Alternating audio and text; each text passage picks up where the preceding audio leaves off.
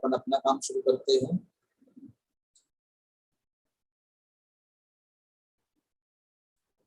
आचार्य कुंड कुंडे विचित समय साथ परमागम कर्ता कर्म अधिकार व्याप्य व्यापक भाव जहां होता है वहीं कर्ता कर्म भाव होता है। ये प्रकरण चल रहा है और इस संबंधित 4 गाथाओं का समूह अपन एक साथ चर्चा में ले रहे हैं 76 से 79।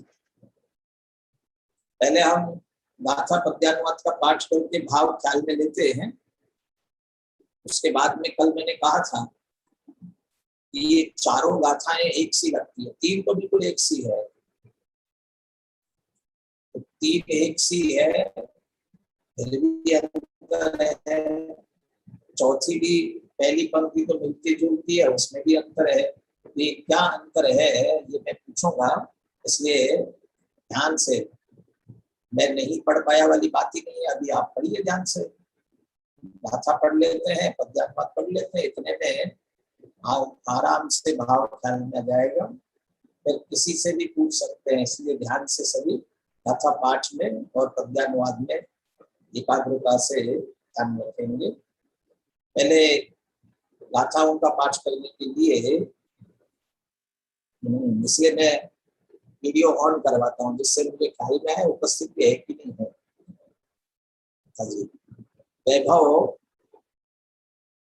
वैभव गाथाओं का पाठ करेंगे और उसके बाद सोहम पद्यानुवाद का पाठ करेंगे। पहले वैभव गाथा पाठ लीजिए जी। वैसा विपरिणाम दीण गिण्णदी उपज दीण परदव पज्जाए राणी जानन्तो विभु पोगल कम्मम अणेय विहम। विपरिणाम दीण गिण्णदी उपज दीण परदव पज्जाए राणी जानन्तो विभु सग परिणामम अणेय विहम। विपरिणाम दीण गिण्णदी उपज दीण परदव पज्जाए राणी जानन्तो विहु पोगल कम्म फलमणन्तम। विपरिणाम दीण गिण्णदी उपज दीण परदव पज्जाए पोगल दव्वम पितः परिणाम दिशैहि भावेहि। पद्यानुवाद। पर द्रव्य की पर्याय में उपजे ग्रहे न परिणमे बहुभाति पुद्गल कर्म को ज्ञानी पुरुष जाना करे। पर द्रव्य की पर्याय में उपजे ग्रहे न परिणमे बहुभाति निज परिणाम सब ज्ञानी पुरुष जाना करे। पर द्रव्य की पर्याय में उपजे ग्रहे न परिणमे उद्गल कर्म का अनंत फल ज्ञानी पुरुष जाना करे। पर द्रव्य की पर्याय में उपजे ग्रहे न परिणमे इस ही तरह पुद्गल दरव निज भाव से ही परिणमे। बहुत अच्छा भाव सभी ने ख्याल में ले लिया होगा। अब मेरा प्रश्न, उसका उत्तर आपको देना है।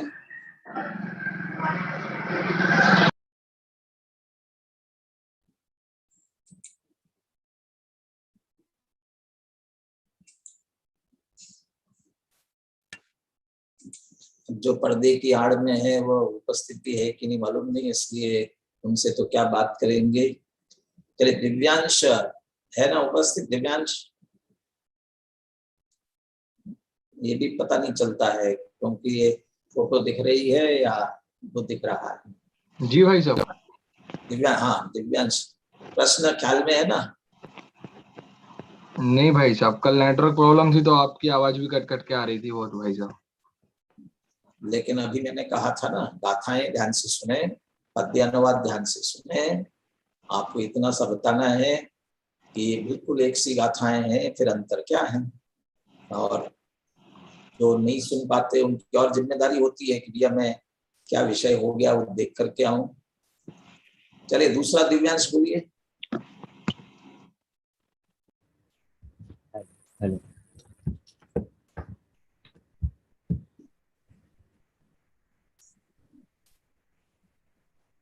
हाँ बोलिए। अभी अभी भी नहीं आ रही।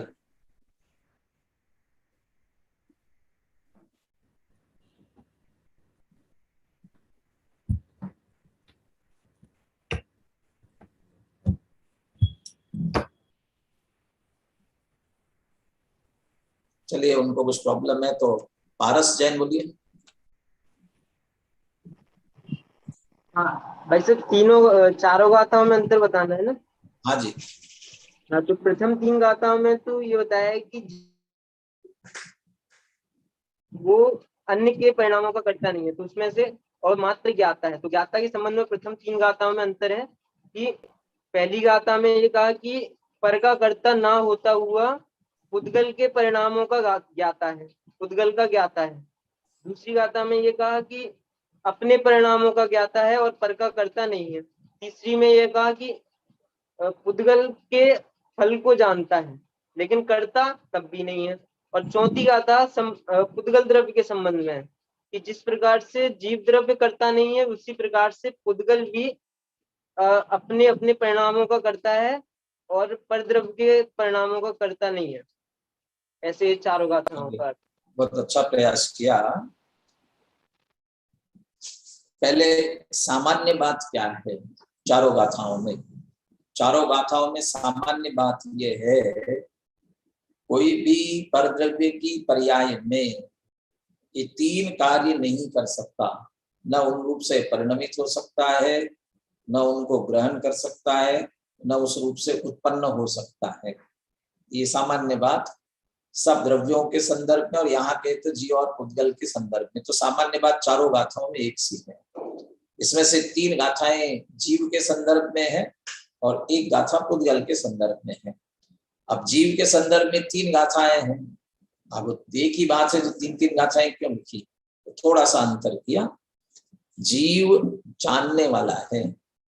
अब वो जानने वाला है तो किसको जानता है, माने उसके ज्ञेय संबंधी परिवर्तन किया गया है। ज्ञेय किसको जान रहा है, इसका सिर्फ अंतर किया गया है। तो किसको, अपने यदि 76, 77, 78 इस तरह नंबर ले, चाहे पहली दूसरी तीसरी गाथा कहे, तो 76वीं गाथा में पुद्गल कर्म को जानता हुआ जीव या आत्मा, अगली गाथा में अपने परिणामों को जानता हुआ, और उसके आगे पुद्गल कर्म के फल को जानता हुआ। 3 गाथाएं एक सी है। यदि तीनों को मिला करके एक साथ अर्थ करें ना तो ऐसा होगा, पुद्गल कर्म को जानता हुआ, अपने परिणामों को जानता हुआ और पुद्गल कर्म के फल को जानता हुआ आत्मा परद्रव्य की पर्याय में न उत्पन्न होता है न ग्रहण कर। अंतिम गाथा में पुद्गल द्रव्य भी, अब इसी तरह पुद्गल द्रव्य कहोगे तो ऐसा लगेगा कि पुद्गल द्रव्य भी इनको जानता होगा, तो उसमें कहेंगे कि नहीं, पुद्गल द्रव्य जानने का कार्य नहीं करेगा। सये ही भावे ही परिणमते, अपने भावों से परिणमता हुआ, अपने परिणामों से परिणमता हुआ। और अभी तो आगे चलकर निष्कर्ष के रूप में, लक्षण के रूप में कर्ता कर्म का जब निकालेंगे तब ये निकालने वाले हैं कि यह परिणमति स कर्ता, ये स्पष्ट रूप से निकालेंगे। उस हिसाब से जीव जानने रूप परिणमता है, ज्ञान का कर्ता हुआ, ज्ञान का कर्ता माने ज्ञाता हुआ। और पुद्गल द्रव्य भी परिणमति सये ही भाव, अपने भावों से परिणमता है। यह परिणमति स कर्ता, तो अपने भावों का कर्ता है। तो ये निष्कर्ष ये भी है कि सब द्रव्य अपने अपने भावों के कर्ता हो सकते हैं, पर के नहीं। और वर्तमान प्रकरण के अनुसार ये तो अमृतचंद्र आचार्य ने ये तर्क लिया है व्यापक भाव वाला, इसलिए वो टीका में आएगा, गाथाओं में मूल में नहीं है। उस आधार से उन्होंने बात जो टीका में लिखी, तो वे इस बात को लेंगे क्यों नहीं कर सकते एक दूसरे को? क्योंकि व्याप्य व्यापक भाव नहीं है, इससे ये करेंगे। अब दूसरी बात की तरफ चलते हैं और इस बात को हम जयचंद जी छाबड़ा के भावार्थ से समझेंगे, इसलिए वो भावार्थ का पीडीएफ अनुशीलन 67 पेज पर है, वो सामने ले लीजिए। 3 प्रकार के कार्यों की बात की गई है, परिणमति, गिन्नति, उपपज्जति। और निषेध किया एक द्रव्य दूसरे द्रव्य में नहीं करता। तो परिणमना, ग्रहण करना और उत्पन्न होना। तो परिणमना, ग्रहण करना, उत्पन्न होना, परिणमित हो तो उस कार्य को एक विशिष्ट नाम है, उत्पन्न हो उसे एक विशिष्ट नाम है, और ग्रहण करे उसके एक विशिष्ट नाम दिया जाता है। तो जो परिणमन करता है, परिवर्तन करता है, तो उसे कहेंगे विकार्य। वो विकार, उसको कुछ विशेष कार्य किया गया, उसमें परिवर्तन किया गया, इसलिए उससे जैसे परिवर्तन करने योग्य कार्य हुआ, परिवर्तन हुआ तो विकार्य कहलाया, परिणमति। गिन्नति माने ग्रहण किया, तो ग्रहण किया तो प्राप्त किया, तो संस्कृत में उसे कहेंगे प्राप्य। तो प्राप्य करने, प्राप्त करने योग्य है। और उपपज्जति, उत्पन्न करना, तो उसको निर्वर्तन, कुछ नया उत्पन्न किया जाता है तो निर्वर्तन कहलाता है, इसलिए वह कहलाता है निर्वर्त्य। तो अमृतचंद्र आचार्य ने 3 शब्द दिए हैं टीका में, टीका ही इन शब्दों से प्रारंभ होती है, प्राप्य, विकार और निर्वर्त्य। ये जो 3 प्रकार के कर्म हैं, प्राप्य, विकार और निर्वर्त्य, इनका भाव क्या है ये अपन समझते, ताकि क्योंकि चारों गाथाओं में ये शब्द आने वाले हैं, चारों गाथाओं की टीका में। तो चारों गाथाओं में परिणमति, गिन्नति, उपपज्जति कहा है, इसलिए चारों की टीकाओं में ये बात आएगी। इसलिए अपन पहले अनुशीलन में भी ये इस अभी प्रश्न की जो चर्चा की, इसके तत्काल बाद ये भावार्थ इसीलिए दिया कि पहले इस बात को समझे तो टीका अपने को समझ में आ सके।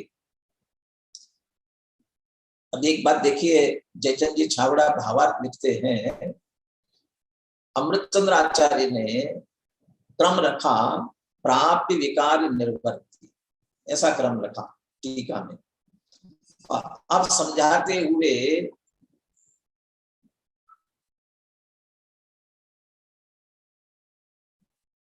आपने टीका ले ली, ये यहाँ मैं ये देख रहा था वही क्रम कैसे आ गया, टीका में है वो प्राप्ति, विकार, निर्वर्त्य। लेकिन जयचंद जी छाबड़ा क्रम बदल देते हैं, तो उसी का भावार्थ लिख रहे तो वही क्रम रखना चाहिए था ना, कहते नहीं। संस्कृत में ये बाद में आप इसका हिसाब किताब लगाते रहना, 3 शब्द है प्राप्ति, विकार, निर्वर्त्य।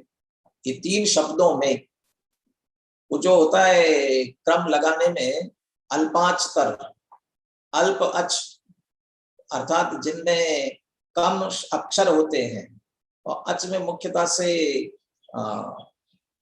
जैसा आप क्या कहते हैं उसको, अ आ इ ई जो आता है ना अच में, आई उन रिल रिक, तो ये अल्प अच अक्षर ही कह सकते हैं, जिसमें कम अक्षर होवे वो पहले आएगा। तो बाद में आप गिनते रहना, प्राप्ति, विकार, निर्वर्त्य, इसमें प्राप्ति में सबसे कम, विकारी में उससे ज्यादा, निर्वर्त्य में उससे ज्यादा अक्षर होंगे, इसलिए वो क्रम है। संस्कृत में अल्प अच पहले आता है। हाँ, कभी कभी 2-3 एक साथ ले रहे हो, लेकिन अल्प अच पहले न लेकर के दूसरे को लिया जाता है, तो उसमें फिर हेतु बदल जाता है।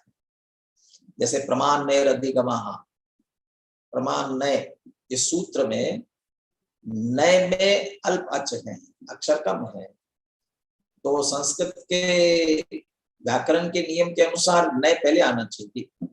और ये सर्वार्थ सिद्धि, राजवार्तिक वगैरह टीकाओं में प्रश्न उठाया भी है, तो नय पहले आना चाहिए था, तो वो अल्प अच होते हुए भी नय बाद में, प्रमाण पहले क्यों आया, तो वहां स्पष्ट लिखा अभ्यर्हितत्वात्, प्रमाण विशेष है, पूज्य है, श्रेष्ठ है नय की दृष्टि से। नय तो अंश को ग्रहण करता है, प्रमाण संपूर्ण विषय को ग्रहण करने वाला होने से उसे श्रेष्ठ कह करके उसका उल्लेख पहले किया, तो अलग विषय है।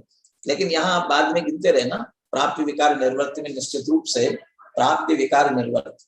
अच्छा, ये इसका एक क्रम इसलिए भी होता है, ये बोलने में सुविधा रहती है। अल्प अच वाले पहले बोले जाते हैं, बाद में अधिक बढ़ते बढ़ते ये बोलने की सुविधा भी होती है और उसी अनुसार लिखने में लिखते हैं। इसलिए अमृतचंद्र आचार्य ने वो संस्कृत के नियम के अनुसार लिखे, परंतु अब हमें उसका भाव समझाना है, तो भाव समझाते समय उसको बदल दिया। अब क्यों बदला, मैं अभी पहले इनका स्वरूप समझते फिर क्यों बदला आपको ख्याल में आए तो पहले आपसे पूछूंगा, क्यों आगे पीछे क्रम कर दिया है। नहीं आए तो फिर अपन बात करते हैं। चलिए भावार्थ पढ़ते हैं।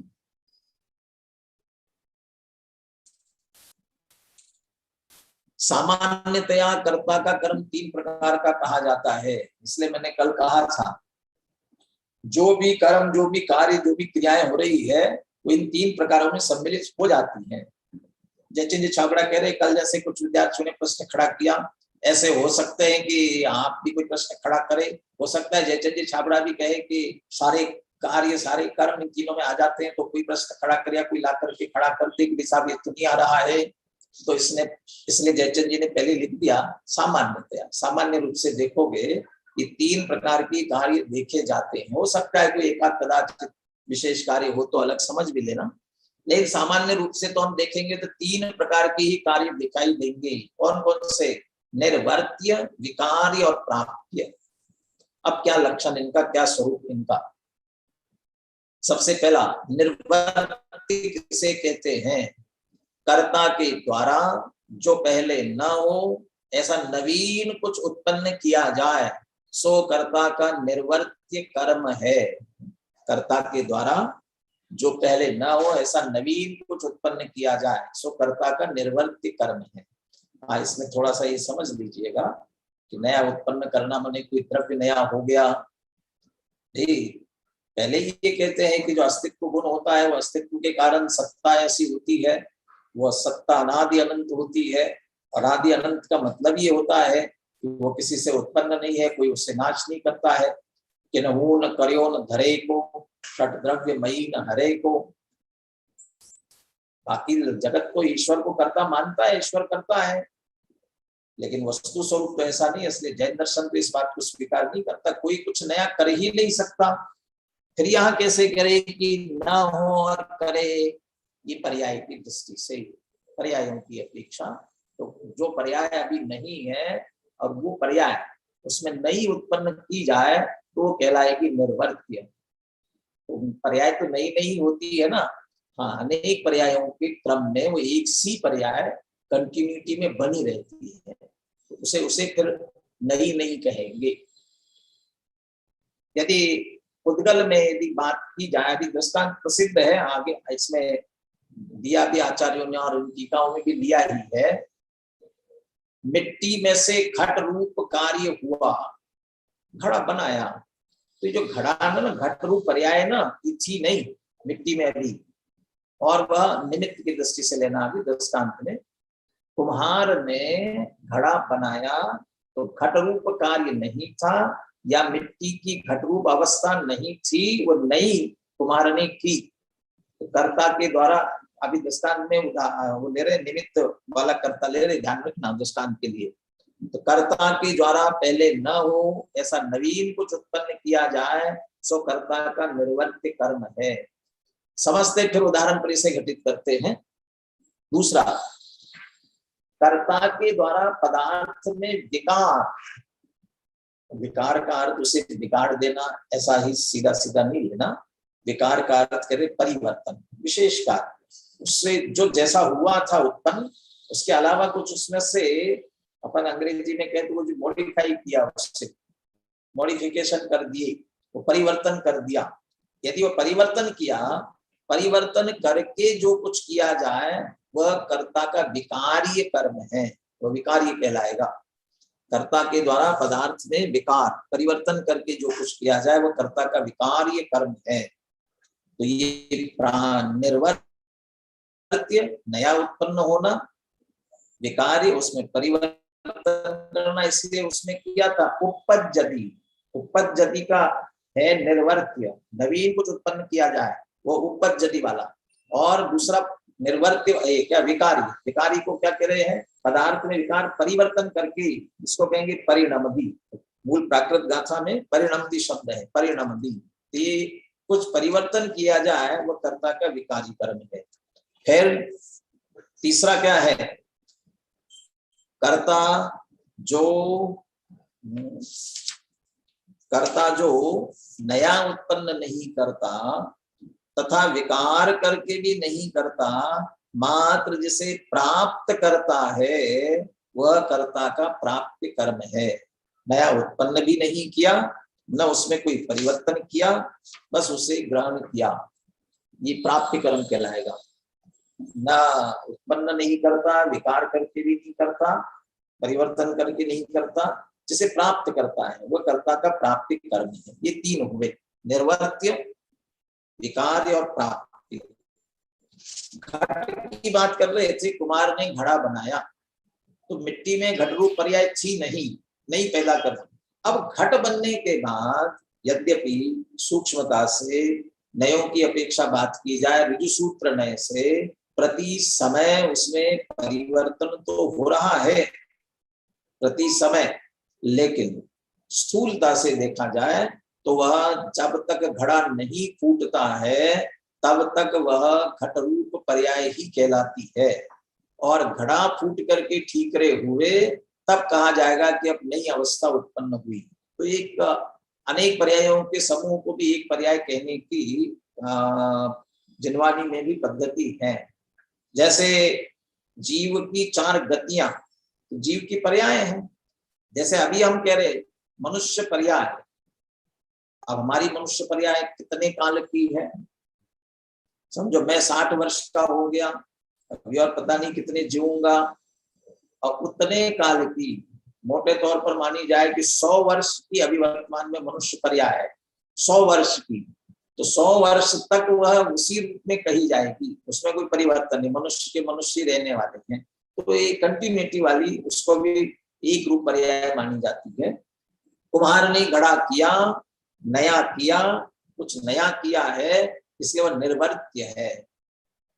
अब उस घड़े को किसी ने रंग दिया, समझ लीजिए कुम्हार ने घड़ा बनाया, उसकी पत्नी ने, आजकल देखते होंगे कुछ काले से घड़े होते हैं, कुछ थोड़े लाल से घड़े होते हैं, तो उसको लाल रंग में रंग दिया, काले रंग में रंग दिया, और कोई डेकोरेटिव वाले ने उसको जो है लेकर के बहुत बढ़िया डेकोरेटिव करने के लिए रंग बिरंगा कर दिया। पहले आप जानते होंगे, जानते हैं कि नहीं, क्योंकि आपने तो हमेशा जो देखा वही जानते होंगे, पहले विधानों में मंगल कलश की स्थापना होती थी, वह मंगल कलश हमेशा मिट्टी के ही होते थे। अब रेडीमेड का जमाना आ गया, तो रेडीमेड का आ गया तो बस बने बनाए पीतल के और जो तांबे के और जो भी अभी बाजार में तैयार मिलते हैं, और वे मंगल कलश के रूप में हम देख रहे हैं। लेकिन वास्तविक मांगलिक मंगल कलश के रूप में मिट्टी का घट ही चलता था, मिट्टी का कलश ही चलता था। अब मिट्टी का कलश जैसा लाए वैसा का वैसा विराजमान करना तो अच्छा नहीं लगता है, तो इसलिए उस मिट्टी के कलश को ला करके बहुत बढ़िया सफेद कर दिया, फिर उसके ऊपर लाल पीले रंगों से डिजाइन बना दी, बढ़िया बढ़िया स्वस्तिक बना लिया, जो भी चित्र बनाने हैं उस पर बना करके बहुत अच्छी तरह से सजा लिया। अब ये जो सजावट है, जिसने घड़ा बनाया कुम्हार ने सिर्फ घट रूप नई अवस्था की है, उत्पन्न किया, इसलिए निर्वर्त्य कर्म हुआ। जिसने उस पर पेंटिंग की उसने परिवर्तन किया, घड़े को परिवर्तित करके उसे विशिष्ट आकार प्रकार दिया। अब ऐसा हो सकता है ना, ये वो बनाया एक मंगल कलश के रूप में बना दिया, आजकल उसी को समझ लीजिए आप बढ़िया फ्लावर पॉट के रूप में घर में उपयोग कर रहे हो, तो उस हिसाब से उसको सजा दिया। तो उसने लेने वाले ने बने हुए घड़े को परिवर्तित किया, चेंज किया, वो कहलाएगा विकार। और जिसने पेंटिंग कर लिया है, करके अपनी दुकान में बहुत सारे रखे हैं, ये उसने परिवर्तन किया है।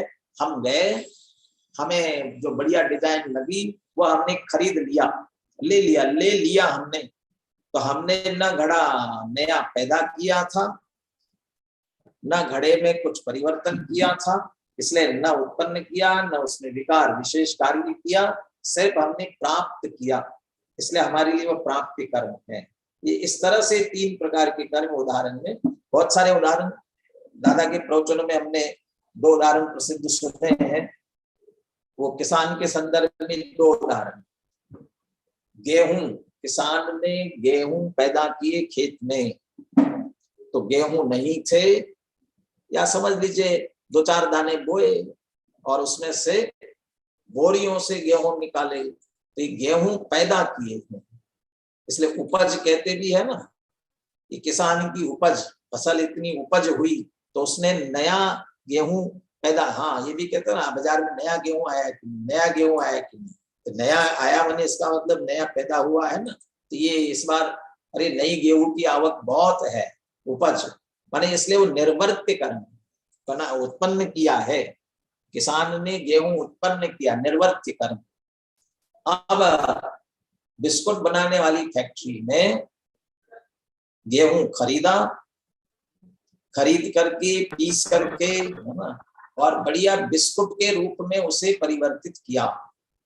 अब बिस्कुट के रूप में परिवर्तित किया, ये विशेष कार्य हुआ, ये विकार। और हमने जाकर के दुकान से बिस्कुट लिया, तो न तो हमने गेहूं पैदा किया, न गेहूं को परिवर्तित करके बिस्कुट के रूप में किया, सीधा सीधा हमने ले लिया, ये प्राप्य। अब ये तो कहोगे कि तो बिस्कुट खाने की बता रहे, बिस्कुट खाने की नहीं बता रहे, सिर्फ उदाहरण दे रहे हैं, और आपको ऐसा लगता है कि इसका समर्थन हो रहा है, तो ऐसा समझ लीजिए। मैंने कल कहा था, पिताजी ने, किसान हो पिताजी, तो पिताजी गेहूं खेत में पैदा करते हैं, तो पैदा किया, वो निर्वर्त्य, घर लेकर के आए, मम्मी ने पीस करके आटा करके, आटा गूंथ करके रोटी बनाई, परिवर्तन किया, रोटी बनाई, पराठे बनाए, पूरी बनाई, जो चीजें बन सकती है, ये जो सब परिवर्तन है, विकार। आपने क्या किया, न तो खेत में जाकर के कुछ मेहनत की, न बनाने में कुछ किया, बस थाली पे बैठे और सूत गए, अकेला खाया। आपने क्या किया है, प्राप्त किया। इसका आपके लिए कौन सा है, वो प्राप्ति कर्म है। तो पिताजी ने गेहूं पैदा किया, निर्वर्त्य, माँ ने उससे रोटी बनाई, वो विकार्य, हमने खाया, प्राप्त किया, इसका मतलब प्राप्ति। दादा दूसरा उदाहरण रुई का देते हैं, ध्यान हो आपको। रुई भी किसानी पैदा करता है खेतों में, और यहाँ तो गेहूं डाला था, गेहूं के बीज थे ना, गेहूं ही थे, लेकिन जब वो कपास डालते हैं, कपास नहीं डाला जाता है, कपास के बीज होते हैं, शायद इसको बिनौली बोलते हैं, बिनौली, उसके कपास के जो बीज होते हैं, और भी बहुत से कामों में आते हैं, वे दवाइयों के काम में आते हैं, उससे तेल भी निकलता है। वो बिनौली वो बोई जाती है, बीज तो बोई तो बिनौली थी, फिर जो उसमें से पेड़ हुआ, और फिर उसमें से कपास, तो कपास थी नहीं, नई पैदा हुई, इसलिए वो हो गया निर्वर्त्य, नया उत्पन्न हुआ है, इसलिए वो निर्वर्त्य है। फिर आपके जो कपड़ा बनाने वाले, पहले तो होता है स्पिनिंग मिल होती है, तो धागा बनाती है, तो रुई ले करके उसमें परिवर्तन करके धागा बनाते हैं स्पिनिंग मिल वाले, और फिर उसे टेक्सटाइल वाले ले करके तो धागे को उसमें से फिर कपड़ा बनाते हैं। या एक ही फैक्ट्री में सारी व्यवस्थाएं हों, पहले लिया, फिर स्पिनिंग करके रुई बनाई, फिर उसके टेक्सटाइल से कपड़ा बनाया, ये सारा परिवर्तन होता जा रहा है। और आजकल तो रेडीमेड का जमाना है, वो उस कपड़े को भी लेकर के, अब चाहे वही आपकी बड़ी बड़ी कंपनियां रेमंड्स और कौन सी है, उनने देखा कि भी आजकल रेडीमेड का है, तो कपड़ा भी बनाती है, और उसमें से सूट पैंट जो भी बनने होते हैं, अरे उससे वो रेडीमेड भी कर देते, सब परिवर्तन। तो ये जो किसान ने तो रुई पैदा की थी, इन सब फैक्ट्री वालों ने रुई लेकर के उसमें सारा परिवर्तन किया, अब परिवर्तन करके कपड़ा तैयार किया। हमने क्या किया, जा करके हमें जैसा चाहिए वैसा ले लिया।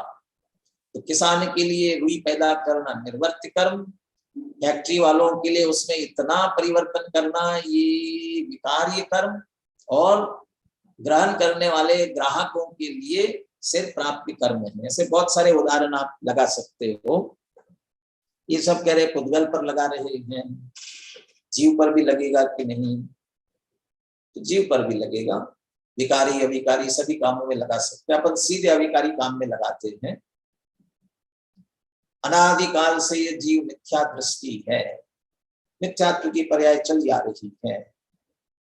फिर कैसे भी कथमपि लभन्ते भेद विज्ञान मूला मचलित मनुमति स्वतो वा अन्यतो वा, कैसे भी हमने स्वतो वा अन्यतो वा कैसे भी करके स्वयं या दूसरे के उपदेश से, क्योंकि वो निसर्गज अधिगम दोनों प्रकार से कहा जाता है ना, कैसे भी अचलित अनुभूति में अचलित अनुभूति को प्राप्त किया और सम्यक दर्शन प्राप्त कर लिया।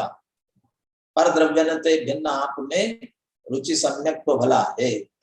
पर द्रव्य से दृष्टि हटा करके अपने स्वसन्मुखता की, स्वता की रुचि की और सम्यक तो प्रकट कर लिया। अब सम्यक की पर्याय नहीं थी, ये नई पर्याय प्रकट हुई, इसका नाम है निर्वर्त्य। नहीं हुई है, नहीं थी सम्यक की पर्याय, नहीं हुई, इसलिए निर्वर्त्य कहलाएगी। अब सम्यक दर्शन की विशेषता है, यदि अनादि मिथ्या दृष्टि या सादी मिथ्या दृष्टि भी फिर से बहुत लंबे काल के लिए मिथ्या दृष्टि हुआ।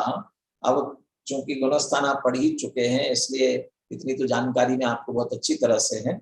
और गुम्मट सार फाइनल वालों ने पढ़ लिया, सेकेंड ईयर वाले पढ़ेंगे, विषय आगे पीछे होगा, आएगा क्रम में। कौन सी बात, जैसे ही प्रथम बार सम्यक तो होता है और सम्यक तो होते ही जो दर्शन मोहनी का एक मिथ्यात्व कर्म होता है, दर्शन मोहनी एक मिथ्यात्व रूप होता है, मिथ्यात्व प्रकृति रूप, और उसके 3 टुकड़े पड़ जाते हैं। जैसे चक्की से कोई दाल आदि दल दी जाए तो उसके 3 टुकड़े हो जाएं। गेहूं को ही दलते दलते से मतलब अभी आटा नहीं हुआ और एक गेहूं के 3 टुकड़े हो जाएं, चक्की से जैसे होते हैं वैसे कहते सम्यक दर्शन प्रकट होते ही वो मिथ्यात्व मोहनी दर्शन मोहनी एक थी, उसके 3 टुकड़े हो जाते हैं, सम्यक प्रकृति, मिश्र और मिथ्यात्व। मिथ्यात्व तो मिथ्यात्व रहता ही एक, और मिथ्यात्व सम्यक मिथ्यात्व और सम्यक प्रकृति, ऐसे 3 टुकड़े हो जाते हैं। अब वो 3 टुकड़े हुए, प्रथम तो 3 थे ही नहीं, अनादि मिथ्या दृष्टि था तो 3 थे ही नहीं, अकेला एक मिथ्यात्व मोहनी था। तो उस मिथ्यात्व का ही उपशम करके ये सर्वप्रथम औपशमिक सम्यक दृष्टि होता है।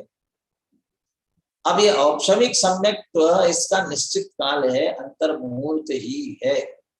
अंतर्मुहूर्त से ज्यादा ये उपशम सम्यक टिकता नहीं है। उपशम सम्यक तो उपशम चारित्र की, अंतर्मुहूर्त से ज्यादा टिकता ही नहीं है, क्योंकि यदि वो उस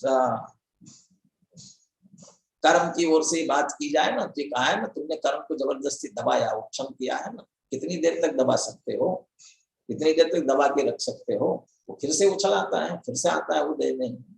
वो सारी प्रक्रिया करना योग में समझ लेना। अब जो दर्शन औपशमिक सम्यक प्रकट हुआ है, उपशम सम्यक था नहीं, नया हुआ, इसलिए निर्वर्त्य। अंतर मुहूर्त तक बना रहा कुछ नहीं, अभी वो एक तरह से निर्वर्त्य जैसा ही है। परंतु अब क्या होगा, अब 2 स्थितियां आती हैं, बल्कि 3 स्थितियां भी हैं। अब आगे किसका उदय आएगा, अगला सम्यक मिथ्यात्व का है तो मिश्र में चला जाएगा, और सम्यक प्रकृति का आया तो अकेले सम्यक प्रकृति का उदय हुआ तो, और इन 3 में से कुछ ना कुछ होगा निश्चित, औपशमिक रूप से बना नहीं रहने वाला है। अब अपन कहे सम्यक प्रकृति का उदय आया तो क्या हो गया, सम्यक तो नष्ट हो गया क्या, सम्यक दर्शन सम्यक दृष्टि चला गया क्या, मिट गया क्या, मिथ्या दृष्टि हो गया क्या फिर से, क्या नहीं, मिथ्या दृष्टि नहीं हुआ, सम्यक दृष्टि बना रहा, परंतु भेद बदल गया, नाम बदल गया। अभी औपशमिक सम्यक तो था, अब क्या नाम हो गया, छायोपशमिक सम्यक दृष्टि हो गया। चौपशम सम्यक तो हो गया, दूसरा आपके वेदक सम्यक भी कहलाता है। ये नाम, ये परिवर्तन हुआ। अब समझ लो हमने अपने परिणामों से किया या हुआ, अब वो जो दूसरा हुआ वो परिवर्तन, उस सम्यक में परिवर्तन किया। फिर क्षोभसम सम्यक्त्व, क्षोभसम, अब वहां भी औपशमिक सम्यक्त्व को हम ऐसा भी कह सकते हैं, औपशमिक सम्यक्त्व निर्वर्त्य हुआ, फिर उसके बाद में वेदक सम्यक क्षोभसम सम्यक्त्व हुआ, परिवर्तन किया, इसलिए विकार्य हुआ। अब ये वेदक सम्यक्त्व क्षोभसम सम्यक्त्व कितने काल तक रह सकता है? कितने काल? उत्कृष्ट काल कितना है? मेरे ख्याल से 66 सागर का है। 66 सागर लंबा काल है, लंबा से लंबा रहे। अब इतना काल यदि रहा तो इतने काल तक उस जीव ने किया क्या? नया तो सम्यक्त्व पैदा नहीं किया। और होना तो ये चाहिए था उस क्षोभसम सम्यक्त्व में पुरुषार्थ करके। वो क्षोभसम सम्यक्त्व का अर्थ है सम्यक प्रकृति, ये दर्शन मोनी की प्रकृति है, और दर्शन मोनी है तो फिर से मिथ्यात्व होकर के मिथ्या दृष्टि भी हो जाए। तो पुरुषार्थ ये होता अंदर से कि उस मिथ्यात्व को सत्ता में से ही नष्ट कर दिया जाए, वो दर्शन मोनी का बिल्कुल क्षय ही कर दिया जाए, मिथ्यात्व का क्षय ही हो जाए, हो जाता तो बहुत बढ़िया होता। लेकिन ये परिवर्तन जो नहीं कर पाए उनका क्या हुआ? लंबे काल तक क्या किया कि सम्यक दृष्टि बने रहे, तो सम्यक्त्व को क्या करते रहे? प्राप्त करते रहे, सम्यक्त्व का लाभ लेते रहे उसी का। तो लगातार जो बना रहा हम उसे कह सकते हैं कि प्राप्त है। वही उसी सम्यक को प्राप्त किया, प्राप्त किए रहे, तो हम उसको कह सकते हैं कि प्राप्त कर्म है तब तक। और जब क्षयिक हो गया तो फिर परिवर्तन किया तो विकारी हुआ, और क्षयिक होने के बाद फिर तो क्षयिक का क्षयिक बना रहेगा, फिर उसके बाद क्या किया? उसको प्राप्त करते रहे, इसलिए उसको प्राप्त कर्म ऐसा कह सकते हैं। तो यहाँ जयचंद जी छाबड़ा ने भी पुद्गल पर घटित करके बताया। पुद्गल जो कार्बन वर्गना से कर्म रूप हो जाता है, उसको लेकर के उदाहरण दिया हुआ है, तो उसको भी हम यहाँ देखते हैं मूल में। देखिए अभी आपके घट पर भी घटित किया, गेहूं पर, रुई पर, ऐसा लौकिक उदाहरणों से, और आत्मा के सम्यक दर्शन पर भी घटित किया। कल पूछूंगा आपसे, आपको किसी उदाहरण पर घटित करना पड़ेगा, आप भी सोच करके आना किसी उदाहरण पर, निमित्त परक भी और उपादान परक भी, किसी भी कार्य पर विचार करके आना।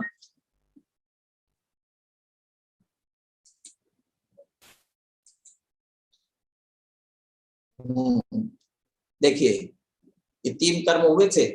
अब देखिए जीव पुद्गल, अच्छा यहाँ तो निषेध परक ले रहे हैं, निषेध परक नवी परिणाम दिन गिन्न दिन उपजती है ना, इसलिए वो उसके वो भाव ले रहे हैं जो गाथाओं में आई बात। जीव पुद्गल कर्म को नवीन उत्पन्न नहीं कर सकता, क्योंकि चेतन जड़ को कैसे उत्पन्न कर सकता है? जीव थोड़ी करेगा, नया करेगा पुद्गल को, उसके कार्य जीव का नहीं है। तो जीव ने पुद्गल में पुद्गल कर्म किया नहीं है, नया उत्पन्न नहीं किया है, इसलिए वो निर्वर्त्य कर, इसलिए पुद्गल कर्म जीव का निर्वर्त्य कर्म नहीं है। इसी तरह जीव पुद्गल में विकार करके उसे पुद्गल कर्म रूप परिणमन नहीं करा सकता।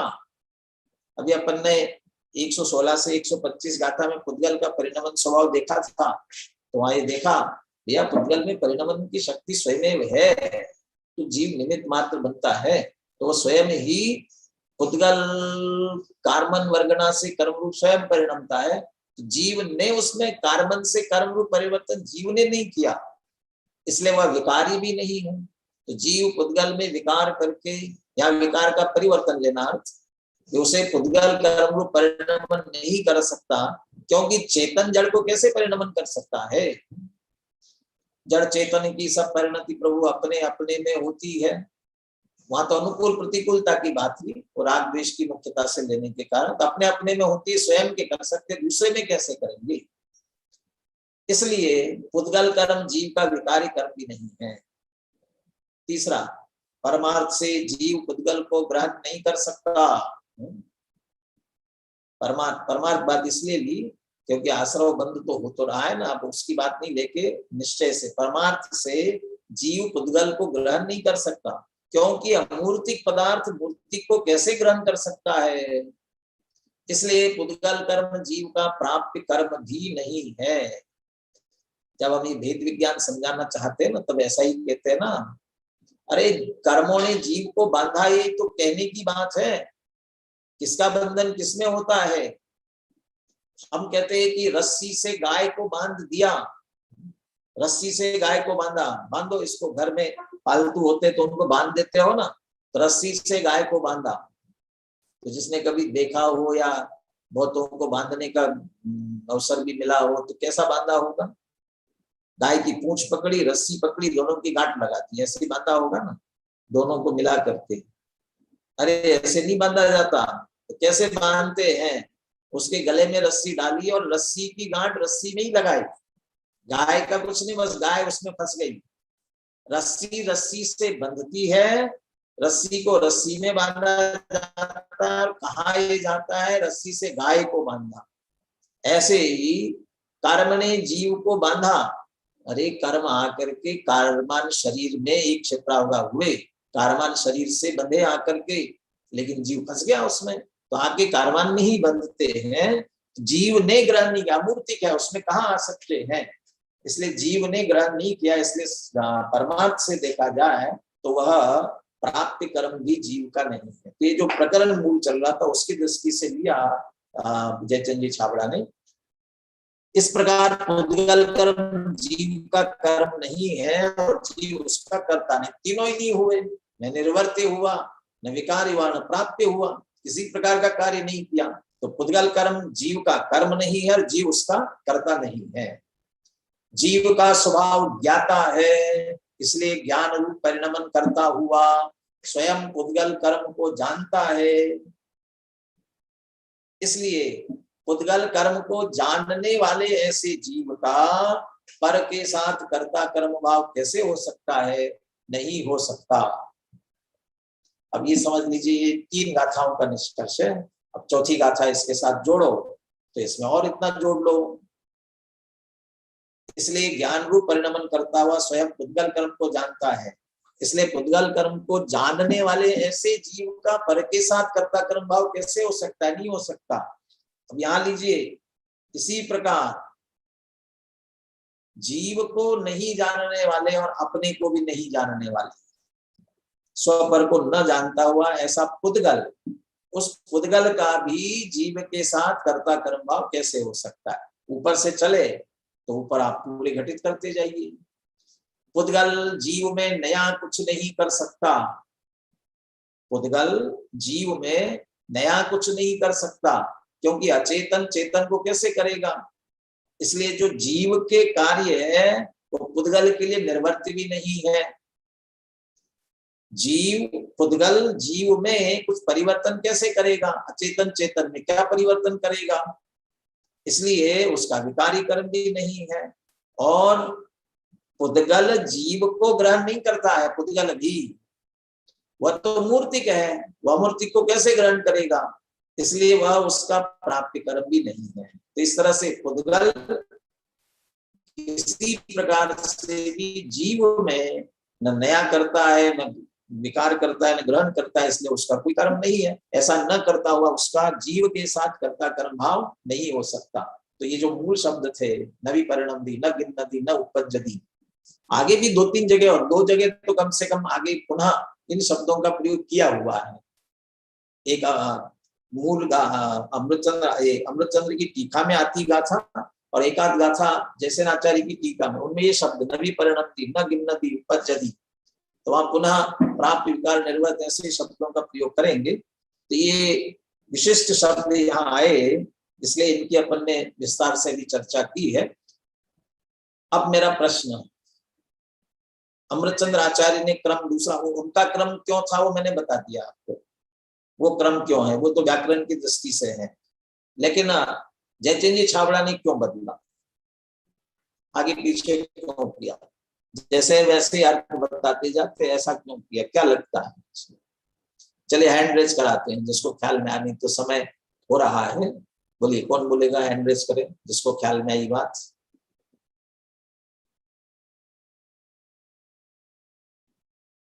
बोलिए, संयम बोलिए। भाई साहब यहाँ पर ये क्रम जयचंद जी छाबड़ा ने इसलिए दिया क्योंकि ये एक क्रम के अनुसार है कि जब भी कोई चीज पहले बनती है फिर उसमें परिवर्तन होता है, तभी उसको प्राप्त कर सकते हैं। जब वस्तु बनेगी ही नहीं तो उसमें सुधार बिगाड़ कर नहीं सकते, और सुधार बिगाड़ ना हो तो हम उसे ग्रहण किस प्रकार कर सकेंगे। इसलिए निर्माण की दृष्टि से उसे ये क्रम एक कह सकते हैं।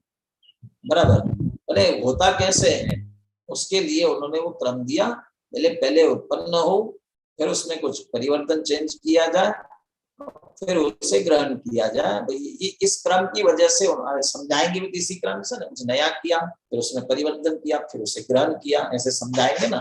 तो समझाना मुख्य था, इसलिए उन्होंने वो क्रम लेते हुए बराबर इस बात को समझाया है। तो कल आप इस बात को पुनः पढ़े, उस पर विचार करें, और साथ में टीका भी पढ़ करके आवे, है ना, टीका को भी पढ़ ले। और चूंकि एक से है इसलिए हो सकता है कि 3-3 गाथाओं की टीका एक साथ जल्दी से पूरी हो जाए। तब अब चूंकि विषय अपन ने पूरा विस्तार से समझ लिया है तो ज्यादा समय नहीं लगेगा, कुछ जितने कम से कम शीघ्रता से हो सकता है उसका प्रयास करेंगे। इसलिए आप पहले से संस्कृत में भी पढ़ के आए तो अर्थ करने में भी सुविधा हो जाएगी आपको समझने में। कल इसकी टीका से अपन चर्चा आगे प्रारंभ करेंगे। बोलिए अंतिम मंगल। अंतिम मंगल। सावधान। अनंत धर्मण सत्वं पश्यन्ति प्रत्यगात्मनः अनेकांतमयी मूर्ते नित्यमेव प्रकाशिताम्। बोलिए द्वादशांगमयी जिनवाणी माता की